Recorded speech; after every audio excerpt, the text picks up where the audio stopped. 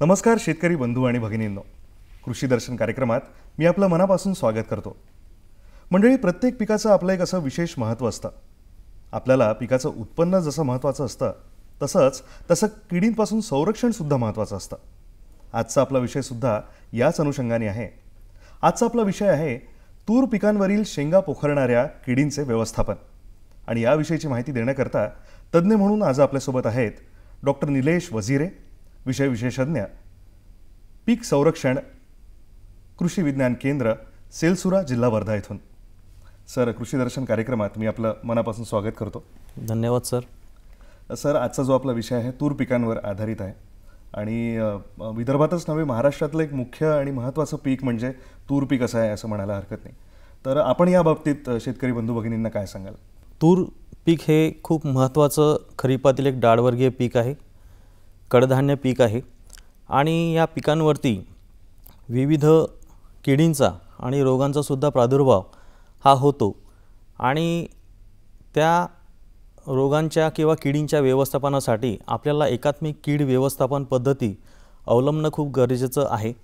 महाराष्ट्रामध्ये साधारणतः 10 ते 11 लाख हेक्टर क्षेत्रफळावरती तूर पिकाची लागवड केली जाते आणि तूर पीक हे जास्तीत जास्त खरीप हंगामात आणि तसेच काही प्रमाणात अर्धरबी या हंगामातसुद्धा याची लागवड केली जाते.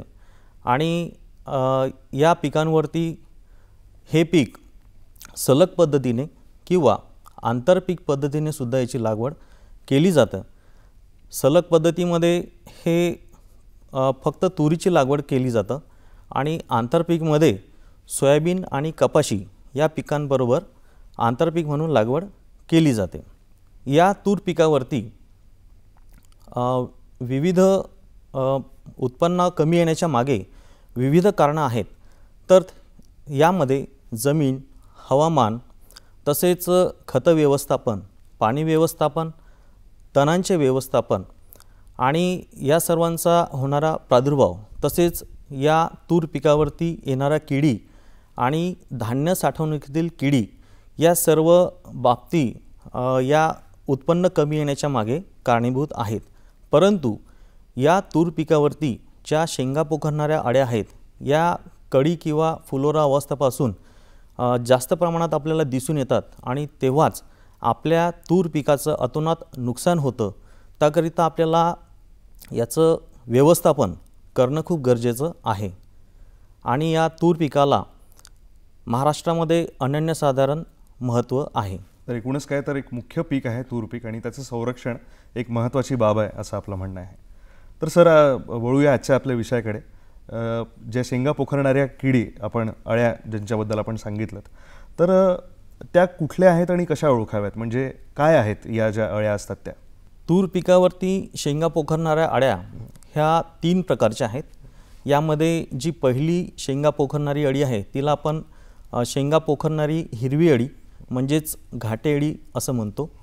त्यानंतर जी दुसरी महत्त्वाची कीड आहे ती आहे पिसारी पतंग. आणि शेंगा पोखरणाऱ्या किडीमध्ये अजून एक महत्त्वाची, जी की मोठ्या प्रमाणावर प्रादुर्भाव होतो, अशी ही तिसरी शेंगमाशी. अशा प्रकारच्या ह्या 3 शेंगा पोखरणाऱ्या किडी आपल्या तुरीवर उपद्रव करतात आणि आपल्या पिकाचं मोठ्या प्रमाणात नुकसान करून शेतकऱ्यांना अपेक्षित उत्पन्न मिळत नाही.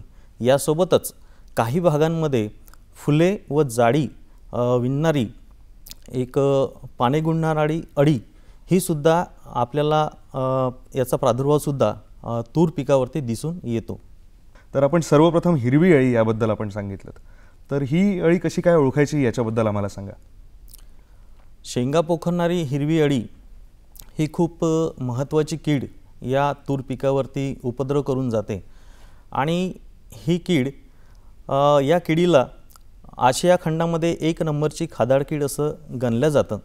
कारण ही कीड बोंडअळी किंवा घाटे अळी, शेंगा पोखरणारी अळी किंवा फळे पोखरणारी अळी अशा विविध नावांनी हिला संबोधलं जातं आणि याचा प्रादुर्भाव हा जवळपास 181 वनस्पतींवर आढळून आलेला आहे. यामध्ये तूर, कापूस, सोयाबीन, हरभरा, त्यानंतर ज्वारी, मका आणि टोमॅटो किंवा वाटाणा अशा विविध पिकांवरती या किडीचा प्रादुर्भाव आपल्याला आढळून आलेला आहे. त्यामुळे या किडीचं व्यवस्थापन करणं खूप गरजेचं आहे. या शेंगा पोखरणाऱ्या हिरव्या अळीचा जो पतंग आहे हा मजबूत बांध्याचा, दणकट आणि रंगाने पिवळसर असतो. याच्या पंखाची जी लांबी आहे ही 37 मिलीमीटर आणि या किडीची मादी जवळपास 600 ते 800 अंडी ही आपल्या पिकावरती घालते आणि त्याच्यापासून आपल्याला उपद्रव संभवतो. तर ही अंडी पिवळसर रंगाची असतात आणि या अंड्यांचा जो पृष्ठभाग आहे हा सपाट असतो आणि त्याचा आकार हा घुमटकार असतो आणि या घुमटकार आकारावरती उभ्या कड्या असतात. तर अशा प्रकारे अंडी ही मादी आपल्या पिकांवरती कोवळी कड्या असो, शेंडे असो किंवा फुलं असो किंवा कोवळ्या शेंगा असो या सर्वच भागांवरती ही कीड अंडी घालतं. त्यानंतर या किडीची जी अळी आहे ही हिरवट, पिवळसर अशा रंगाची आपल्याला आढळून येते आणि त्याच्या शरीराच्या बाजूवर उभट अशा रेषासुद्धा असतात आणि ही कीड आपल्याला म्हणजे शेंगा पोखरणारी जी हिरवी अळी आहे याच्या विविध रंगछटासुद्धा दिसून येतात. म्हणजे ही कीड ज्या रंगाचं खाद्य खाते त्या रंगाचा म्हणजे तो रंग तिच्या शरीराला येतो. म्हणजे हिरवं खाद्य खाल्लं तर हिरवा रंग आणि पिवळसर खाद्य खाल्लं तर पिवळा रंग आणि काही कथ्थटसुद्धा शेंगा असतात तुरीच्या, तर तशा प्रकारच्या शेंगा खाल्ल्या तर करड्या किंवा कथ्थट रंगाच्या सुद्धा अशा वेगवेगळ्या विविध 10 ते 12 रंगछटा या अळीमध्ये आहेत. आणि ही अळी जवळपास 37 मिलीमीटर ते 50 मिलीमीटर लांबीची एवढी मोठी अळी आहे आणि ही सहज आपल्याला ओळखूनसुद्धा किंवा दृष्टीसुद्धा पडू शकते. त्यानंतर या शेंगा पोखरणाऱ्या अळीचा जो कोश आहे हा तपकिरी रंगाचा असतो आणि कोशावस्था पूर्ण झाल्यानंतर झाडाच्या बुंद्यामध्ये जमिनीमध्ये वेष्टनामध्ये हे कोशावस्थात जातात. तर अशा प्रकारे या किडीची ही ओळख आहे. यासोबतच आपण पिसारी पतंगबद्दल सुद्धा बोललात. म्हणजे ही अजून एका प्रकारची एक अळी आहे किंवा किडी आहे. तर याची ओळख कशी काय आपण करू शकतो याच्याबद्दल आम्हाला सांगा. पिसारी पतंग ही सुद्धा एक महत्त्वाची कीड आहे. जशी शेंगा पोखरणारी हिरवी अळी आहे त्यासोबतच पिसारी पतंग या अळीचा सुद्धा प्रादुर्भाव आपल्याला शेंगांवरती दिसून येतो. तर ही कीड म्हणजे या किडीचा जो प्रौढ आहे हा तपकिरी किंवा पिवळसर करड्या रंगाचा असतो. तर आणि त्याच्या पंखांची जी लांबी आहे ती सुमारे 12.5 मिलीमीटर एवढी राहते आणि याचे जे वरचे 2 पंख आहे हे पंख दुभंगलेले असतात आणि जे खालचे पंख आहेत ते 3 विभागामध्ये विभागले असतात आणि त्यांच्या पंखांवरती त्यांच्या कडावरती एक दाट केसांची लव त्या पंखांवरती असते. तर अशा प्रकारे हा प्रौढ आहे. त्याच्यानंतर या किडीची जी अंडी आहेत ही अंडी पांढरट रंगाची असतात आणि कड्या आहेत, फुलं आहेत किंवा शेंडे आहेत किंवा पानं आहेत आणि कोवळ्या शेंगांवरती ही एक एक करून अंडी घालतात आणि त्याच्यामधून अळ्या बाहेर निघतात. तर अळ्या ह्या जवळपास हिरव्या रंगाच्या सुरुवातीला आणि त्याच्यानंतर तपकिरी रंगाच्या होतात शेतकरी बंधू भगिनींनो, पाहत रहा कृषी दर्शन हा कार्यक्रम. येतोय एका छोट्याशा विश्रांतीनंतर.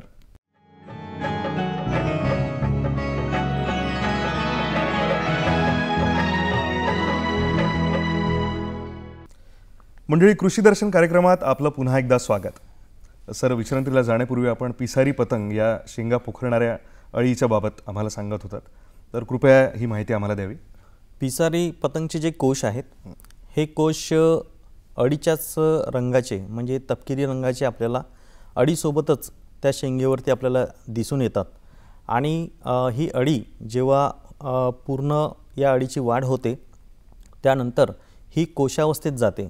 आणि ही कोशावस्थेत म्हणजे शेंगांवरतीच किंवा जे शेंगांना छिद्र केलेले आहेत या छिद्र केलेल्या शेंगांवरतीच कोशावस्थेत जाते. त्याच्यामुळे कधीकधी आपल्याला अळी आहे का कोश आहे ते सारख्याच रंगाचे असल्यामुळे ओळखतासुद्धा येत नाहीत. त्यानंतर या किडीचा जो प्रादुर्भाव आहे हा या किडीची मादी पानांवरती, शेंड्यांवरती, तसेच कड्या, फुलं आणि कोवड्या शेंगांवरती अंडी घालतं. अंडी घातल्यानंतर या अंड्यांमधून अळ्या बाहेर निघतात आणि अळीचा हिरवट किंवा पिवळसर असा रंग असतो आणि नंतर तो तपकिरी होतो. ह्या अळ्या सुरुवातीला पानांना किंवा शेंड्यांना कुरतडतात आणि त्यानंतर कड्या आणि फुलांना सुद्धा कुरतडतात आणि नंतर शेंगांवर सुद्धा उपजीविका करतात. शेंगांनासुद्धा जशी शेंगा पोखरणारी हिरवी अळी आहे त्याचप्रमाणे हे छिद्र करतात आणि आतील दाणे फस्त करतात. त्यामुळे या पिसारी पतंगमुळे सुद्धा आपल्याला नुकसान संभवतं. सर, यासोबत मग या अळीचा काय जीवनकाळ असतो आणि प्रादुर्भावाची इतर लक्षणे काय असू शकतात? पिसारी पतंगसुद्धा ही पतंगवर्गीयच कीड आहे. या किडीचं अंडी अवस्था, अळी अवस्था, कोशावस्था आणि पतंग अवस्था अशा 4 अवस्थांमध्ये ही विभागली गेली आहे. अंडी अवस्था ही 3 ते 5 दिवसाची आहे. त्यानंतर अळी अवस्था ही 10 ते 18 दिवसाची. त्यानंतर कोशावस्था ही 4 ते 7 दिवसाची आणि प्रौढावस्था ही 3 ते 5 दिवसाची. असा या किडीचा पूर्ण जीवनक्रम हा 30 ते 35 दिवसामध्ये पूर्ण होतो आणि याच्या जवळपास 4 ते 5 पिढ्या एका वर्षामध्ये आपल्याला दिसून येतात. म्हणजे ही सुद्धा एक गंभीर माशी आहे आणि एक गंभीर इजा पोचवू शकते आपल्या पिकांना, यात काही दुमत नाही. तिसरी आपण म्हणालात शेंग माशी सुद्धा एक मुख्य माशी आहे आणि जिच्यापासून आपण आपल्या पिकांचं संरक्षण करायला पाहिजे. तर याही माशीबद्दल आम्हाला एक सखोल ज्ञान द्या की याची ओळख कशी काय करायची आणि याच्या जीवनक्रमाबद्दल आम्हाला सांगा आणि प्रादुर्भावाची जी लक्षणे आपण सांगाल. जसं मी आपल्याला सांगितलं की शेंगा पोखरणारी हिरवी अळी म्हणजेच घाटे अळी ही आशिया खंडातील नंबर 1 ची खादाड कीड आहे, बहुभिक्षी कीड आहे. त्याचप्रमाणे जी शेंग माशी आहे ही नंबर 2 ची खादाड कीड असं गणलं जातं. तर या किडीचा सुद्धा प्रादुर्भाव जेव्हा आपल्या तूर पिकाला शेंगा लागतात अशावेळी या किडीचा प्रादुर्भाव हा खूप मोठ्या प्रमाणात दिवसेंदिवस दिसत आहे. त्यामुळे आपल्याला या किडीचं सुद्धा व्यवस्थापन करणं खूप गरजेचं आहे. तर या किडीची जी माशी आहे ही हिरवट रंगाची आहे आणि अतिशय लहान आकाराची म्हणजे 1.5 मिलीमीटर एवढी लहान आकाराची ही माशी आहे. तर त्यामुळे ही दिसण्यास लगेच आपल्याला ही दिसणार नाही आणि खूप लहान असल्यामुळे त्याचा प्रादुर्भावसुद्धा आपल्याला सुरुवातीला जाणून येत नाही. त्यानंतर या किडीची जी माशीची जी मादी आहे ती शेंगेच्या सालीमध्ये अंडी घालते. त्याच्यामुळे अंडीसुद्धा आपल्याला बाहेर दिसत नाही आणि ही पांढुरक्या रंगाची अंडी असतात. त्यानंतर या किडीचा जो कोश आहे हा भुरकट रंगाचा, तपकिरी रंगाचा आपल्याला शेंगेतील जे दाणे आहेत त्याच्याच बाजूला दिसून येतो आणि अळीसुद्धा ही पांढऱ्या रंगाची आहे आणि तिला पाय नसतात विशेषतः आणि ही सुद्धा शेंगेतच आपल्याला दिसून येते. म्हणजे या किडीची अंडी अवस्था, अळी अवस्था आणि कोशावस्था ह्या तिन्ही शेंगेच्या आतमध्येच होतात. त्यानंतर या किडीचा जो जीवनक्रम आहे यामध्ये याच्यासुद्धा 4 अवस्था आहेत. अंडी अवस्था, अळी अवस्था, कोशावस्था आणि प्रौढावस्था. तर अंडी अवस्था ही 4 ते 7 दिवसाची, त्यानंतर अळी अवस्था ही 10 ते 16 दिवसाची आणि कोशावस्था ही 4 ते 9 दिवसाची आणि या किडीचा पूर्ण जीवनक्रम हा जवळपास 3 आठवड्याचा असतो. त्यानंतर या किडीचा जो प्रादुर्भाव आहे हा आपल्याला सुरुवातीला शेंग बघितल्यास आपल्याला दिसून येत नाही, परंतु या किडीची जी अळी आहे ही जेव्हा या किडीची अळीची पूर्ण वाढ होते त्यावेळी ती शेंगेला छिद्र करते आणि नंतर कोशावस्थेमध्ये जाते आणि मग कोशामधून जेव्हा माशा बाहेर निघतात त्या छिद्रातून बाहेर निघतात तेव्हा आपल्याला हा प्रकार म्हणजे दिसून येतो. किंवा शेंग आपण उघडल्यानंतर त्याच्यामधले जे दाणे कुरतडलेले असतात तेव्हाच आपल्याला या किडीचा प्रादुर्भाव दिसून येतो. तर या किडीची जी अळी आहे ही अळी सुरुवातीला शेंगेतील दाण्याचा पृष्ठभाग खातात, त्याच्यामुळे दाण्याच्या पृष्ठभागावर नागमोडी रेषा आपल्याला दिसून येतात. सर, तूर्त वेळ झाली एका छोट्याशा विश्रांतीची आणि विश्रांतीनंतर आपण ही चर्चा अशी सुरू ठेवू. मंडळी, कुठेही जाऊ नका, पाहत रहा कृषी दर्शन कार्यक्रम. भेटूया एका छोट्याशा विश्रांतीनंतर.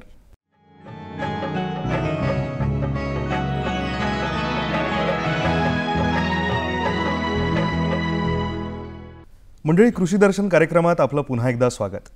सर, शेंगमाशीबद्दल आपण काहीतरी त्याची लक्षणे सांगत होतात, तर कृपया आम्हाला त्याची माहिती द्यावी. शेंगमाशीची अळी ची जेव्हा पूर्ण वाढ होते तेव्हा ती दाण्यांनासुद्धा कुरतडून खाते, त्यामुळे दाण्यांची मुकणी होते आणि या मुकणी झालेल्या दाण्यांना बुरशीची लागण होते आणि ते दाणे कुजतात. तर अशी दाणे ही खाण्यास आणि बियाणे म्हणून पेरणी करण्याससुद्धा उपयोगी पडत नाहीत. तर अशा प्रकारे या किडीचासुद्धा खूप मोठा प्रादुर्भाव आपल्याला तूर पिकामध्ये दिसून येतो. सर, यासोबतच एक संक्षिप्त स्वरूपात आम्हाला सांगा की पानं आणि फुलं जाळी करणारी जी अळी आपण म्हणालात, तर त्याची ओळख आणि जीवनक्रम आणि त्याचा प्रादुर्भाव कसा काय होऊ शकतो याबद्दल सुद्धा सांगा.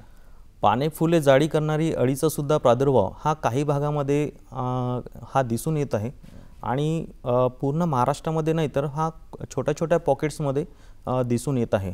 तर या किडीची जी अळी आहे ही हिरव्या रंगाची असते आणि या अळीच्या पाठीवरती काळे काळे ठिपके असतात आणि ही अळी आपल्याला जेव्हा प्रादुर्भाव करते तूर पिकाला तेव्हा पानं आहेत, शेंडे आहेत, कळी आहे, फुलं आहेत किंवा कोवड्या शेंगा आहे, या शेंगांचा झुपका तयार करते आणि त्यामध्ये लपून राहते आणि त्याच्यामध्ये उपजीविका करते आणि ज्या कोवड्या शेंगा आहेत त्याच्यामधील सुद्धा दाणे फस्त करते.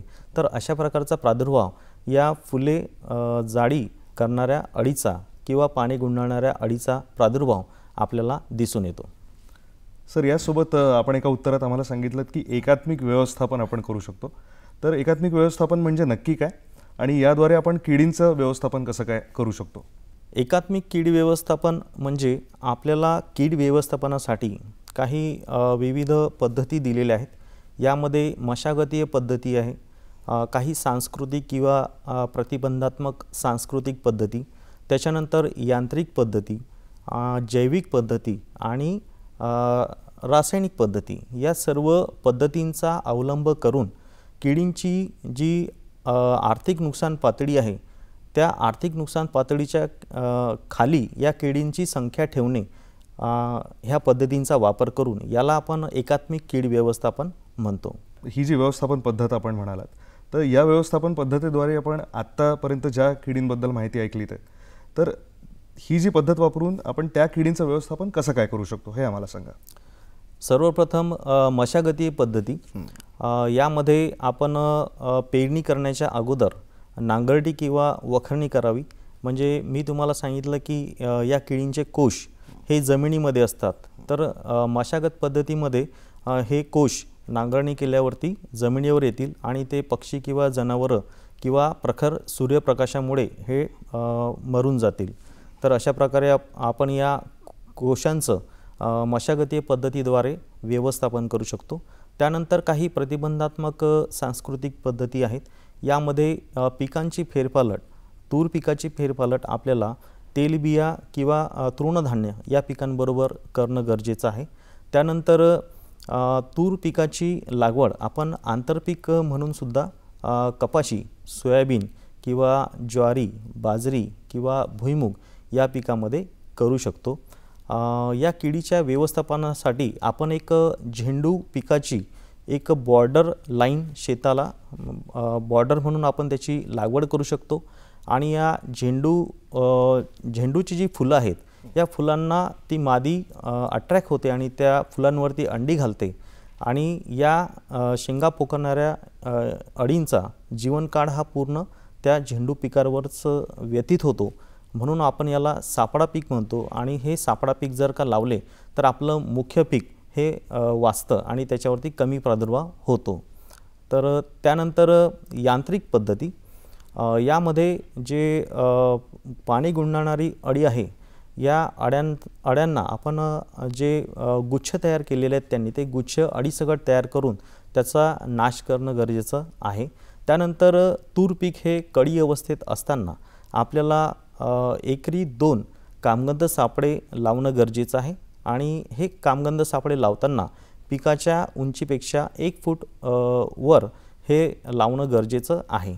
आणि कामगंध सापळे लावल्यानंतर आपल्याला त्याच्यामधील 30 ते 40 दिवसानंतर लूरसुद्धा बदलणं तेवढंच महत्त्वाचं आहे. त्यानंतर शेंगा पोखरणाऱ्या हिरव्या अळ्या आहेत त्यांनासुद्धा आपण हाताने वेचून त्याचं नायनाट करू शकतो. किंवा जे गोनपाट आहेत, पोते आहेत, हे तुरीच्या झाडाखाली टाकून झाड हलवून ज्या अळ्या खाली पडतात पोत्यावरती त्या अळ्यांना गोळा करून त्यांना आपण नष्ट करू शकतो. तर अशा प्रकारे आपण यांत्रिकी पद्धतीनुसार सुद्धा व्यवस्थापन करू शकतो. सर, इतरही ज्या पद्धती आहेत त्याबद्दल आपण अगदी संक्षिप्त माहिती दिलीत तर शेतकरी मित्रांना सुद्धा पटकन कसं काय आपण त्याला वापरू शकतो हे कळलं आहे. तूर पिकातील शेंगा पोखरणाऱ्या अळीसाठी आपण पक्षी थांबेसुद्धा हे 20 प्रति हेक्टरी आपण उभारू शकतो. त्यानंतर काही जैविक पद्धतीसुद्धा आहेत. तर यामध्ये 5% निंबोळी अर्क, आपण जेव्हा तूर पीक हे 50% फुलोरावस्थेत असते अशावेळी या 5% निंबोळी अर्काची सुद्धा फवारणी करू शकतो. जे शेतकरी निंबोळी अर्क तयार करत नाहीत घरच्या घरी अशा शेतकऱ्यांनी अझॅडिरॅक्टिन 300 ppm 50 मिली किंवा अझॅडिरॅक्टिन 1500 ppm 25 मिली प्रति 10 लिटर पाण्यामध्ये मिसळून त्याची फवारणी करता येतं.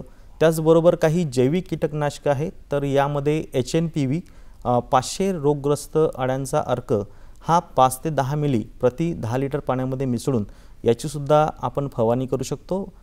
HNPV हे जैविक कीटकनाशक वापरताना याची फवारणी शक्यतो संध्याकाळच्या वेळी करणं गरजेचं आहे. आणि ही फवारणी केल्यानंतर या ज्या अळ्यांना विषबाधा होते अशा अळ्या ह्या आपल्याला झाडाला उलट्या टांगलेल्या मेलेल्या दिसून येतात. त्यानंतर रासायनिक पद्धत, तर रासायनिक पद्धतीमध्ये आपल्याला किडीची आर्थिक नुकसान पातळी ही जर का वर जात असेल तर अशावेळी आपण रासायनिक पद्धतीचा सुद्धा अवलंब करू शकतो. शेंगा पोखरणारी हिरवी अळी या किडीची आर्थिक नुकसान पातळी ही 1 ते 2 अळ्या प्रति झाड, तसेच 5 ते 10% प्रादुर्भावग्रस्त शेंगा किंवा जे कामगंध सापळे आपण लावले आहेत या कामगंध सापड्यामध्ये सलग 2 ते 3 दिवस जर का आपल्याला 8 ते 10 पतंग सापडत असतील तर अशावेळी आपण व्यवस्थापन करू शकतो. त्यानंतर पिसारी पतंग आणि पाणी गुंडाळणारी अळी याची आर्थिक नुकसान पातळी आहे 5 अळ्या प्रति 10 झाड. त्यानंतर शेंगमाशीची आर्थिक नुकसान पातळी ही 5% प्रादुर्भावग्रस्त शेंगा अशी आहे. जर का ही आर्थिक नुकसानीची पातळी ओलांडल्यास आपल्याला रासायनिक व्यवस्थापन करावं लागेल. तर रासायनिक व्यवस्थापनामध्ये क्युनॉलफॉस 25% प्रवाही 28 मिली, त्यानंतर किंवा इमामेक्टिन बेन्झोएट 5% दाणेदार 4 ग्रॅम किंवा क्लोरॅन्ट्रा निलिप्रोल 18.5% प्रवाही 3 मिली किंवा फ्लुबेंडियामाइड 39.35% प्रवाही 2 मिली किंवा इथिऑन 50% प्रवाही 20 मिली किंवा लॅम्बडा सायलोएथ्रिन 5% प्रवाही 8 मिली यापैकी कुठलंही एक कीटकनाशक 10 लिटर पाण्यामध्ये मिसळून त्याची फवारणी करून आपण शेंगा पोखरणाऱ्या अळ्यांचं व्यवस्थापन करू शकतो. तर डॉक्टर निलेश वझिरे सर, इतकी महत्त्वाची माहिती आज आपण इतक्या सोप्या शब्दात शेतकरी बंधू भगिनींना दिलीत. कृषी दर्शन कार्यक्रमात वेळात वेळ काढून आल्याबद्दल आमच्या कार्यक्रमाकडून आपले खूप खूप धन्यवाद. धन्यवाद.